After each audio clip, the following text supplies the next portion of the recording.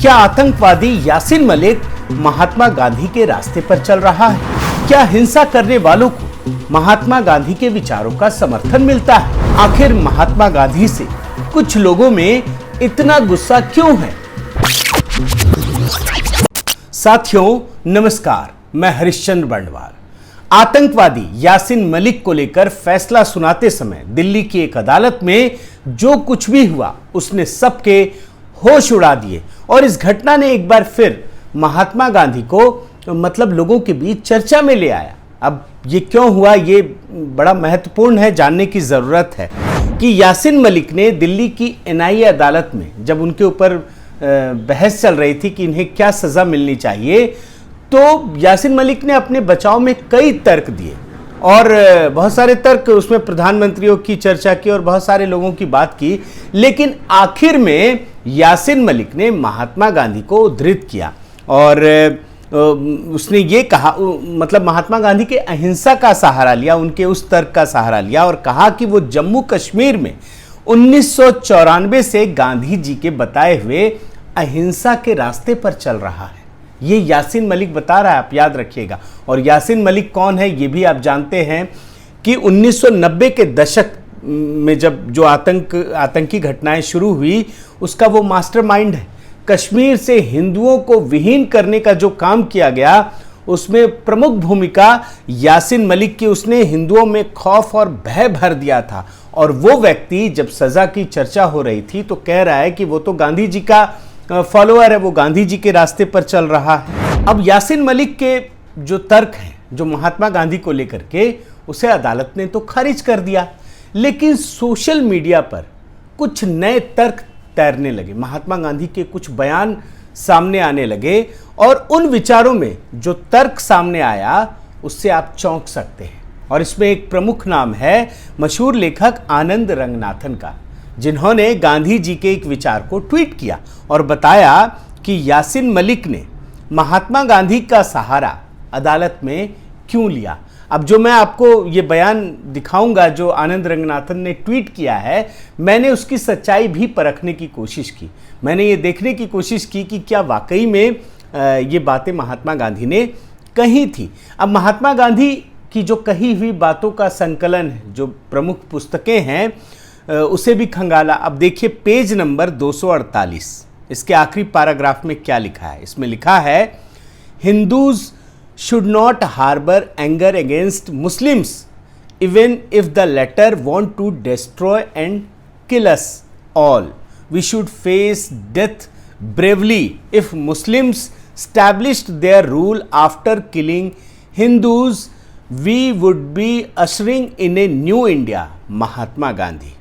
अब आप समझ रहे हैं महात्मा गांधी जी क्या कह रहे हैं। महात्मा गांधी ये कह रहे हैं कि अगर मुसलमान हिंदुओं को मार देना चाहता है, बर्बाद कर देना चाहता है, तो हम लोगों को मृत्यु को पूरे साहस के साथ स्वीकार करना चाहिए। अगर मुस्लिमों ने सभी हिंदुओं को मार दिया तो उसके बाद जो दुनिया बनेगी वो नया भारत होगा। वो क्या कह रहे हैं आप इस बात को समझिए। और इसी तर्क के आधार पर अगर यासीन मलिक गांधी जी का फॉलोअर है, और यही बात तो रंगनाथन जी कह रहे हैं, और आप समझ लीजिए कि ये कब महात्मा गांधी ने कहा, ये भी मैंने खंगाला है। ये उन्होंने 6 अप्रैल 1947 को महात्मा गांधी ने ये बात कही है। उस समय नई दिल्ली में प्रार्थना सभा का समय था जब उन्होंने ये कही, और ये जो सारी बातें हैं वो collected works of Mahatma Gandhi के इस संकलन में आप भी देख सकते हैं। अब आप हकीकत समझिए, क्या यासीन मलिक जो आतंकवादी है वो महात्मा गांधी के इसी तर्क को अपने लिए ब्रह्मास्त्र समझता है, और जो वो आतंकी घटनाओं को अंजाम दे रहा है 1994 से, उसे वो जायज ठहराता है और यही तर्क वो देता। अब आप समझिए कि एक खूंखार आतंकवादी यासीन मलिक जैसा, आखिर जिसने कश्मीर को हिंदुओं से विहीन कर दिया, आखिर वो किस प्रकार से इन बातों को उद्धृत कर रहा है या ये करने का साहस कर पा रहा है। और इन्हीं कॉन्टेक्स्ट में जो ये वीडियो है वो इसी लिए मैंने बनाया है कि ये सवाल उठना लाजमी है कि आखिर भारत का एक वर्ग जब न तब महात्मा गांधी के विरोध में, मतलब महात्मा गांधी के विरोध में नहीं, उनके विचारों के विरोध में खड़ा हो जाता है। वो उनके विचारों का विरोध करने लगता है। और जब मैं ये बात आपको बता रहा हूं ना, तो ये भी आपके लिए जानना महत्वपूर्ण है कि खुद महात्मा गांधी के काल में उनके जो समकालीन महापुरुष हैं, अब वो चाहे सुभाष चंद्र बोस हों, चंद्रशेखर आज़ाद हों, भगत सिंह हो या फिर बाबा साहेब अम्बेडकर, कई महापुरुष जिनका महात्मा गांधी के विचारों से मतभेद रहा है। और आज भी ये बातें देखने को मिलती है। अभी हाल ही में एक घटना हुई, आपने देखा होगा, कालीचरण ने भी गांधी जी के विचारों के खिलाफ अपने बयान दिए थे, और इसके मतलब जो ये बयान दिए गए उसके लिए उन्हें जेल की सज़ा भी हुई, जेल भेज दिया गया बेसिकली। अभी तो वो कोर्ट में मामला चल रहा है, लेकिन जब वो जेल से छूटे तो इंदौर में उनका भव्य स्वागत किया गया और उन्होंने फिर बयान दिया कि उन्हें अपने बयान पर कोई पछतावा नहीं है।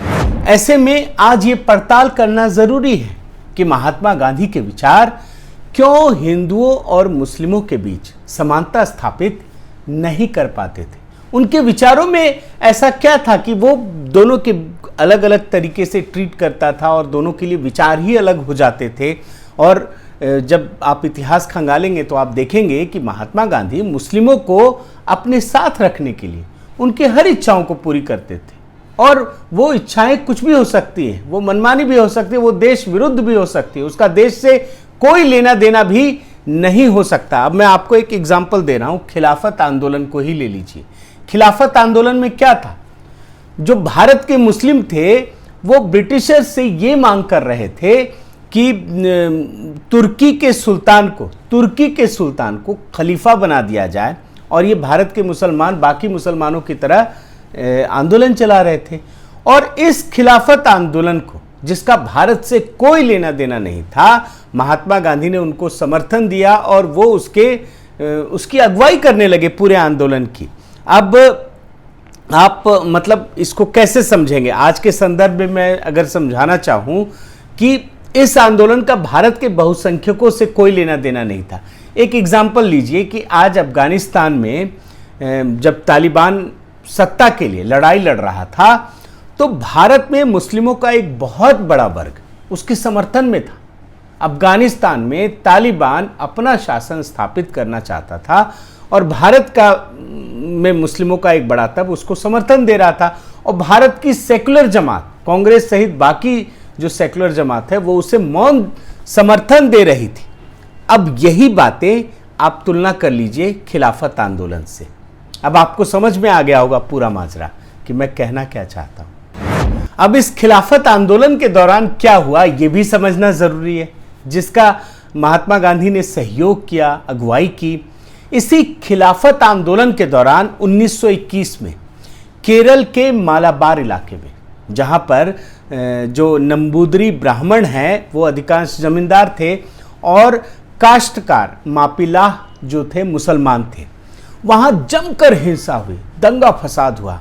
और आप ये जानकर हैरान हो जाएंगे कि इस दंगे में 10,000 हिंदुओं की हत्या कर दी गई। 10,000, हजारों हिंदुओं की हत्या कर दी गई। हिंसा में महिलाओं के साथ बलात्कार किया गया, जबरन धर्म परिवर्तन किया गया, लगभग 300 मंदिरों का विध्वंस कर दिया गया, उन्हें क्षति पहुंचाई गई, करोड़ों रुपए की संपत्ति लूट ली गई। अब ये सब आप रिपोर्ट में देख सकते हैं। आगजनी हुई, हिंदुओं के घरों को जला दिया गया। भारत में ये अपनी तरह की पहली तालिबानी हिंसा थी। मतलब चारों तरफ अराजकता मची हुई थी, हाहाकार मचा हुआ था। दंगा फसाद में बहुसंख्यक समाज हिंदुओं, जहां पर वो कम संख्या में थे, उनके साथ अत्याचार किए गए। लेकिन महात्मा गांधी ने मुसलमानों की इस हिंसा को जायज़ ठहराया। और आप देखिए उन्होंने क्या लिखा है। अब ये पूरी बात मैं पढ़कर सुनाऊं तो ये काफ़ी वीडियो लंबा हो जाएगा, लेकिन उन्होंने जो गोल गोल जलेबी बना बना करके घुमा घुमा के बनाया, उसमें उन्होंने इस हिंसा को जायज़ ठहराया। इससे जुड़ी हुई कई आर्टिकल्स मैंने देखी हैं। इस आर्टिकल को देखिए। इस आर्टिकल में मोपला हिंसा पर गांधी जी के विचारों को विस्तार से बताया गया। इससे पता चलेगा कि महात्मा गांधी ने किस प्रकार मोपलाह के गुनहगारों को की हिंसा को, जो गुनहगार हैं उन्होंने जो हिंसा की, उसे नैतिक आधार दिया उसे अपना नैतिक बल दिया, समर्थन दिया।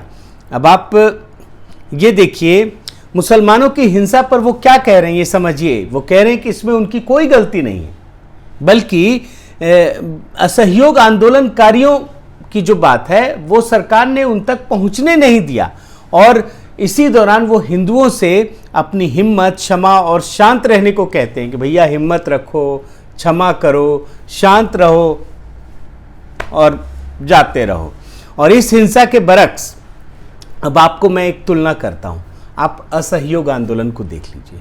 असहयोग आंदोलन भी उसी दौरान हुआ, उन्होंने दोनों मिक्स कर दिया उनका साथ देने के लिए। असहयोग आंदोलन में एक समय पीक पर आ गया, 1922 की घटना बता रहा हूं, और इस घटना में एक चौरा चौरी कांड हुआ था ये उत्तर प्रदेश में, और सिर्फ 25 लोगों की हत्या हुई थी, मौत हुई थी, और उसमें भी 22 पुलिस वाले थे। और महात्मा गांधी ने पूरे आंदोलन को खत्म कर दिया, मतलब सिर्फ इसलिए कि हम अहिंसा के पुजारी हैं।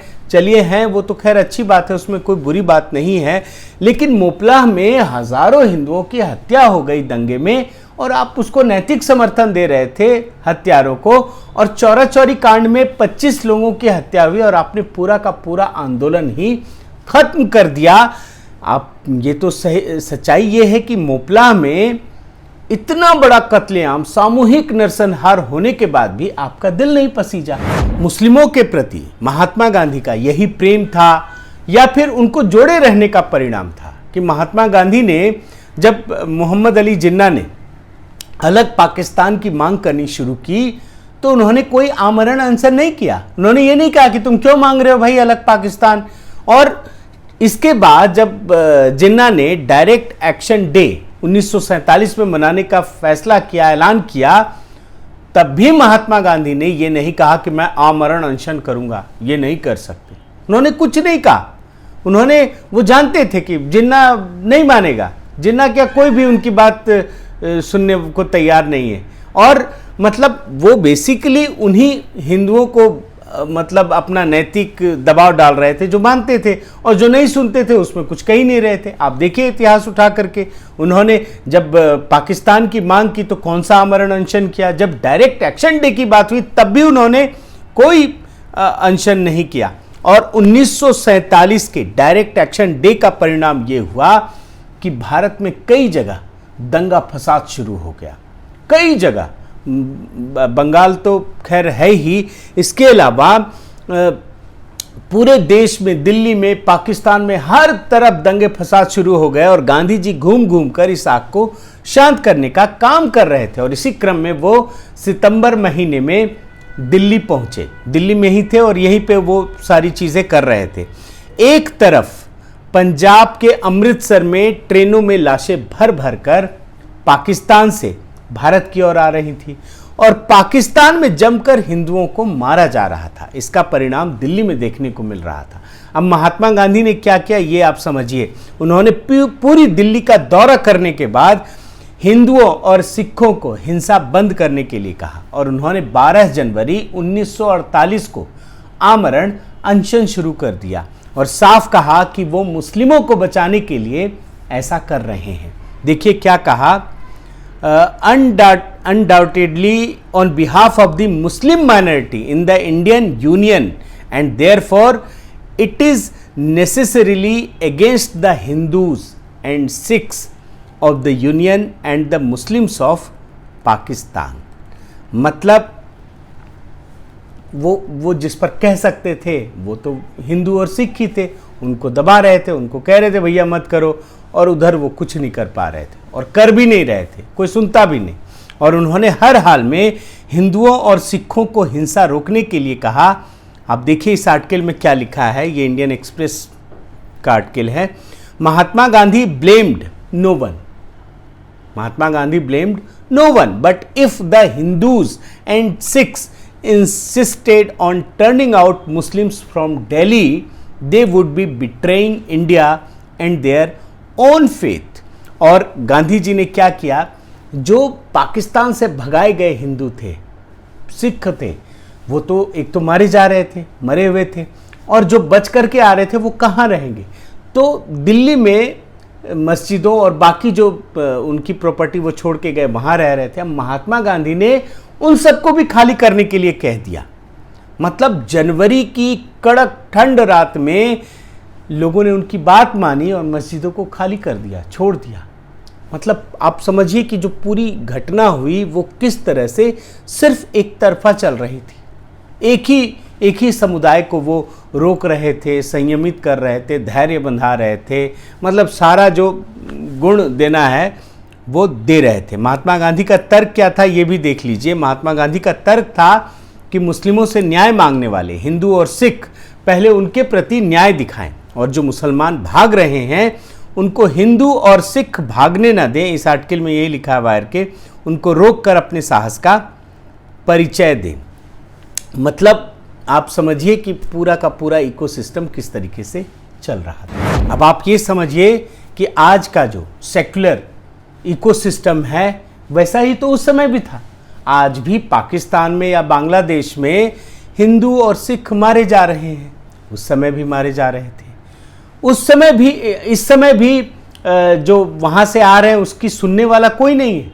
बांग्लादेशी और रोहिंग्याओं की तो बात करने वाला हर कोई है, लेकिन जिसका ये देश है, जिन सनातन धर्मियों का ये देश है, वो वहाँ भी मारे जा रहे हैं। और यहाँ आने पर एक बहुत बड़ी पार्टी जो सेकुलर जमात है वो उसका केयर भी नहीं करती है। और उस समय भी यही हो रहा था कि पाकिस्तान में भी मारे जा रहे थे, और जो हिंदुस्तान बच करके आ रहे थे उनको बोल रहे थे भैया आप छोड़ दो मस्जिदों से, आप सारे वो जगह छोड़ दो जो खाली था, जो यहाँ से लोग छोड़ के गए थे।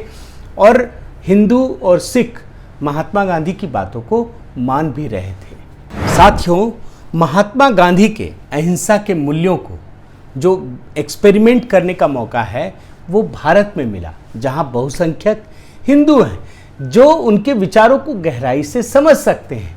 और ये एक सच्चाई है कि महात्मा गांधी चूंकि भारत में थे इसीलिए वो सफल हो गए। अगर आज वो भारत से बाहर होते, किसी अन्य धर्मों के बीच में इस प्रकार की बातें कहते, तो शायद वो इतने सफल नहीं हो पाते जितना वह भारत में हो सके।